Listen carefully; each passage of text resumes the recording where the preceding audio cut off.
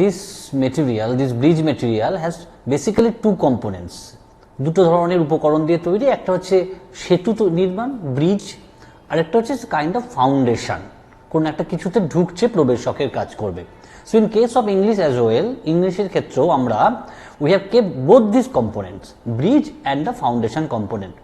নাও বাংলার মতোই ইংলিশেও দুটো ল্যাঙ্গুয়েজ, ইংলিশ কখনো ফার্স্ট ল্যাঙ্গুয়েজ হিসেবে কারোর আছে কোনো স্টুডেন্টের, এবং কারোর ক্ষেত্রে সেকেন্ড ল্যাঙ্গুয়েজ আছে। ফার্স্ট ল্যাঙ্গুয়েজ এবং সেকেন্ড ল্যাঙ্গুয়েজের ক্ষেত্রে কিন্তু দ্য ট্রিটমেন্ট ইজ ডিফারেন্ট। কারণ ফার্স্ট ল্যাঙ্গুয়েজের ক্ষেত্রে লিটারেচার তার কাছে একটা ডেস্টিনেশনের কাজ করে, সে ল্যাঙ্গুয়েজটা অলরেডি খানিকটা জানে বলে ধরে নেওয়া হয়, and literature is the kind of destination. At the same way second ল্যাঙ্গুয়েজের ক্ষেত্রে the case is just the opposite. লিটারেচারকে ইউজ করা হয়, বিভিন্ন টেক্সটকে ইউজ করা হয় as the way to reach the destination, যেটা কিনা ল্যাঙ্গুয়েজ। সো ফার্স্ট ল্যাঙ্গুয়েজের ক্ষেত্রে আমরা লিটারেচারকে ট্রিট করেছি অ্যাজ ডেস্টিনেশন, তার এস্থেটিক ভ্যালু পাওয়া, তার ইমাজিনেটিভ কোয়ালিটি বুঝতে আস্বাদন করতে পারা, কেননা সেই ল্যাঙ্গুয়েজটা খানিকটা জানে বলে ধরে নিচ্ছি, অ্যাজুমড। এবং সেকেন্ড ল্যাঙ্গুয়েজের ক্ষেত্রে সো ইটস অ্যাজুম যে লিটারেচারটা would work as a kind of a way to reach the destination, যেটা কিনা তার অ্যাপ্লিকেশন অফ ল্যাঙ্গুয়েজ। তাই ফার্স্ট ল্যাঙ্গুয়েজের এই ইংলিশের ব্রিজ মেটেরিয়াল করার ক্ষেত্রে আমরা কিন্তু তার টেক্সটগুলোর থিম, সেই ধরনের থিম সে আগে পড়েছে কিনা, এবং সেই থিমে প্রবেশ করার ক্ষেত্রে to deal with the theme, what are the necessary issues to be taken care of, অথরের তার সম্বন্ধে কতটা জানলে, মানে তার সাথে কতটা অ্যাকুয়েন্টেন্স হলে টেক্সটটা পড়তে সুবিধা হবে, একটা টেক্সটের analytical point of view, those things have been taken care of. এবং আমরা যখন ফার্স্ট ল্যাঙ্গুয়েজের ইংলিশ ফার্স্ট ল্যাঙ্গুয়েজের টেক্সটগুলোকে ডিল করেছি, আমরা কিন্তু তার এস্থেটিক টাচটা, তার লিটারারি পয়েন্ট অফ ভিউগুলো, those things have been discussed in a very detailed manner, and there are many questions followed by the discussion. In case of second language the treatment is different. আমরা class 9 and 10 এর bridge material তৈরি করার ক্ষেত্রে আমরা কিন্তু two things we have kept. আমরা class 9-এ এবং ক্লাস 10-এ এর সজ্জাটা, যেভাবে আমরা চলনটা দেখিয়েছি, that is also different in case of English second language. The development of English second language in case of class 9 and in case of class 10 is different. Class 9-এ আমরা কম্পোনেন্ট ধরে ধরে এগিয়েছি। So class 9 এর bridge মেটেরিয়ালটা is basically divided into three parts. কি আছে? The first part is grammar vocabulary area, the second part is writing area, and the third part is comprehension area. So class 9-এর bridge মেটেরিয়ালটার যে স্ট্রাকচারটা এইরকম, grammar vocabulary followed by writing followed by comprehension, reading comprehension. কিন্তু in case of class 10 আমরা component ধরে না গিয়ে আমরা বাই লেসেনে গিয়েছি, কারণ তাকে মাধ্যমিকের জন্য they have to be prepared for Madhyamik examination. So এই জায়গাটা যারা সেকেন্ডারি লেভেলে আপনারা class 9 and 10, when you get the bridge material, you will see the bridge material for class 9, the structure of bridge material for class 9 হচ্ছে grammar vocabulary followed by writing followed by reading comprehension, and in class 10 the material is divided into lesson 1 lesson 2 follow করে করে গেছে। এই জায়গাটা একটু খেয়াল রাখবেন। we have done it keeping the মাধ্যমিক প্যারামিটার in mind, যে মাধ্যমিকের জন্য যেন ক্লাস 10 এক্সামিনেশন ওরিয়েন্টেড হয়েছে, মাধ্যমিক এক্সামিনেশনের কথাটা মাথায় রেখে তৈরি হতে পারে। That's one thing. Second thing is that আমরা, as the name suggest, bridge material, we had to incorporate certain issues which are not accommodated in the regular syllabus of class 9 and class 10. আমাদের class 9 and class 10 এর regular সিলেবাসের যে component বা expected learning আউটকামকে deal করা হয়নি, কিন্তু সেগুলো আমরা ব্রিজ মেটেরিয়ালে ইনকর্পোরেট করেছি। কেন? Now that is the philosophy of the bridge material. Say for an instance, ধরে নিলাম সেকেন্ডারি লেভেলে তার আছে যে সে ন্যারেশন করতে পারবে। Now class 9, 10 সে ন্যারেশন করতে পারবে। Now to do narration, if I have to go well with narration, আমাকে যদি direct স্পিচকে I have to convert it into indirect speech, তাহলে কিন্তু I need to know the types of sentences. সেটাকে assertive, interrogative, imperative, optative, exclamatory, I need to know these sentences, তাদের function কি। এটা না জানলে কিন্তু আমি ন্যারেশন করতে পারবো না। নাও ফর ইনস্ট্যান্স ধরুন 7-8 লেভেলে সে টাইপস অফ সেন্টেন্সটা পড়েছে এবং সিলেবাসটা এইভাবেই তৈরি ছিল, এটা এক্সপেকটেশন নিয়ে যে 7-8-এ সে টাইপস অফ সেন্টেন্স পড়েছে, 9-এ গিয়ে সে ন্যারেশন করতে পারবে। But because of the physical absence in the school due to pandemic, the 7-8-এ in spite of all the effort there might be some learning gap. So 7-8-এ তার পড়ার কথা ছিল হয়তো টাইপস অফ সেন্টেন্স, যেটা this is for just an example, যার follow up হিসেবে সে 9-এ narration করবে। তাই আমরা 9-এ যখন ব্রিজ মেটেরিয়ালে ন্যারেশন নিয়ে ডিল করছি, তার আগে কিন্তু টাইপস অফ সেন্টেন্সটাকে ইনকর্পোরেট করে দিয়েছি। যদি এটা ধরে নিয়ে assuming there might be some learning gap in case of learning the types of sentences because they were not physically present in the school, এই ধরনের জিনিসগুলো কিন্তু আমরা করেছি। সে ফর ইনস্ট্যান্স প্যারাগ্রাফ রাইটিং এর ক্ষেত্রে আমি হয়তো ক্লাস 9-এও প্যারাগ্রাফ আছে, ক্লাস 10-এও প্যারাগ্রাফ আছে, 8-এও হয়তো আছে, 7-এও আছে। এবার 7-8-এ প্যারাগ্রাফটা হয়তো সেই এজের লেভেলে করা হয়েছে, ক্লাস 7-8 লেভেলের প্যারাগ্রাফটা ডিল করা হয়েছে, এবং 9-এ 9-এর মতো করে আরেকটু হাই এন্ডে বলা হয়েছে, আর একটু গ্রেডেড ম্যানারে হয়তো একটু হায়ার চ্যালেঞ্জের জিনিসপত্র were Incorporated.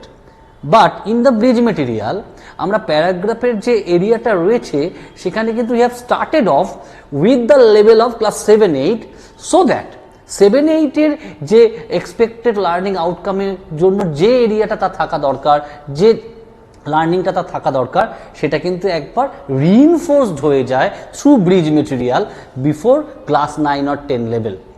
So for instance যদি আমাকে রিডিং কম্প্রিহেনশনের ক্ষেত্রে আমার 7-8-এ যে ধরনের কম্প্রিহেনশন আছে, আমার 9-10-এ হয়তো তার থেকে একটু হাই এন্ডের কম্প্রিহেনশন আছে, একটু হায়ার চ্যালেঞ্জের।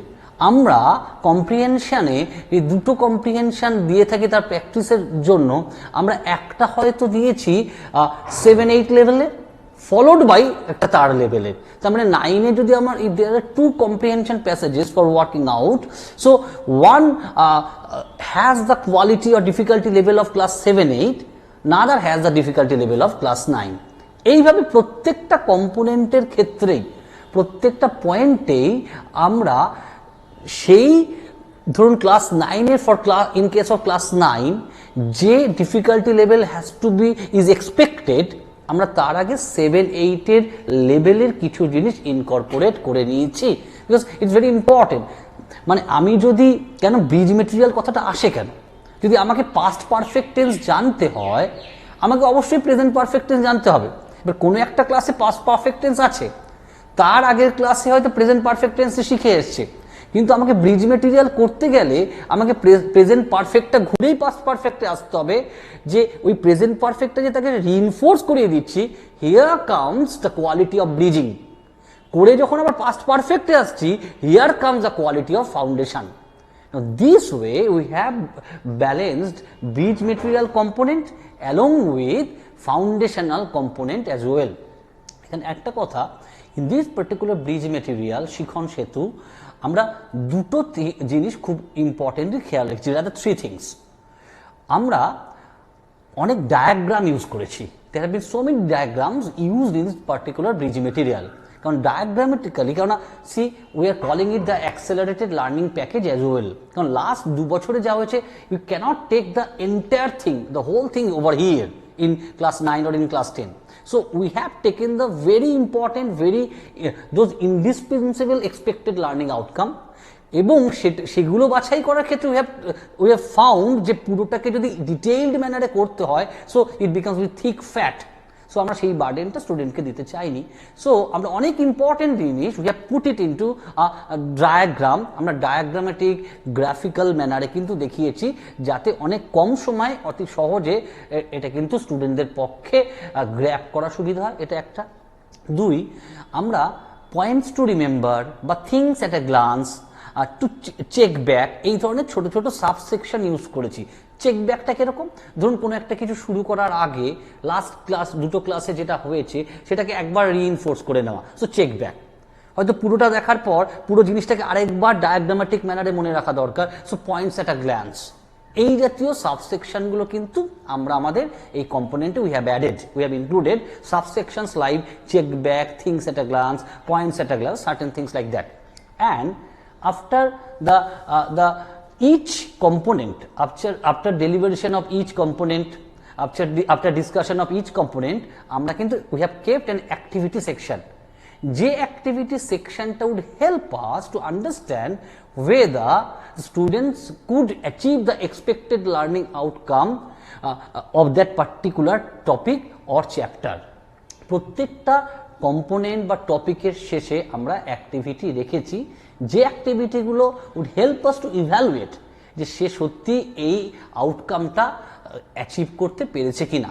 এবং সত্যি বলতে কি আমরা টপিকের শুরুতেও কিন্তু সেই টপিকটা কোন লক্ষ্যে, কোন আউটকামকে মাথায় রেখে, কোন ভাবনাকে মাথায় রেখে the topic has been set, সেটা কিন্তু we have mention. So at the beginning of the topic we can understand this topic is going to deal with this, and at the end of this topic the students are expected to do certain things like this. এটা আমরা আমাদের রেখেছি। এবং in the discussion এরিয়াও আমি একটা কথা খুব importantly আপনাদের সাথে শেয়ার করব। In the discussion area also we haven't come from definition to example. The process is not that. What we have done is that, say for case of simple complex compound sentence, we have given say set 1, set 2, set 3. In set 1 there are some simple sentences, কিন্তু আমরা প্রথমে বলছি না that they are simple sentences, we are giving just some sentences. In set 2 there are some sentences, and in set 3 there are some sentences. Now followed by the exposure of the sentence, এবার আমরা exposure followed by another explanation. set 1 এর সেন্টেন্সের characteristics গুলো কি সেটা বলছি, এবং this if in a sentence this characteristics are present, তাকে সিম্পল সেন্টেন্স বলা হয়। সো প্রথমে আমরা রাখছি exposure followed by explanation followed by concretization through definition. আবার এরপর আসছি সেট 2 কে নিয়ে। We are saying that in set 2 we have got this sentences. Now in this sentences we are finding this characteristics are present, এইভাবে explain করছি। And followed by this explanation we are concretizing it through definition that if in a sentence these particular components are present we call it a complex sentence. এইভাবে কিন্তু ডেলিভারেশনটা চলছে। আবার একই সাথে এই simple complex compound সেন্টেন্সটা start করার আগে, before commencing this simple complex compound sentence is very important যে আমার ক্লজটা জেনে থাকা দরকার। নাও ক্লজ কম্পোনেন্টটা হয়তো সে আগের দুটো ক্লাসে করে আসার কথা, কিন্তু we have accommodated clause also before the beginning of simple complex compound sentence, because ওই ক্লজের এরিয়াটা would work as bridge material। আর যখন সে একেবারে তার রেগুলার এই পয়েন্টটাই চলে আসছে সিম্পল কমপ্লেক্স কম্পাউন্ড, এটা তার কাছে ফাউন্ডেশনাল মেটেরিয়াল হিসেবে কাজ করছে। So there is a balance between bridge component and foundational component in this Shikhon Setu for class 9 and class 10. And there are activities which will help you to evaluate, to understand whether the children, whether the students have really grabbed the outcome expected out of the topics. এবং আমাদের মনে হয় এই particular মেটেরিয়ালটা Hrithik, রুদ্রদা যেমনভাবে বলছিলেন যে প্রথম 100 days বা 3.5 months করেই শুধু শেষ নয়, যখন যেমন দরকার, as and when required, you please use this material keeping close connection with the regular syllabus, regular textbook. আপনার ইভ্যালুয়েশনের সময় হোক, প্রথম 3-3.5 মাস তো বেসিক্যালি এটাই পড়া হবে।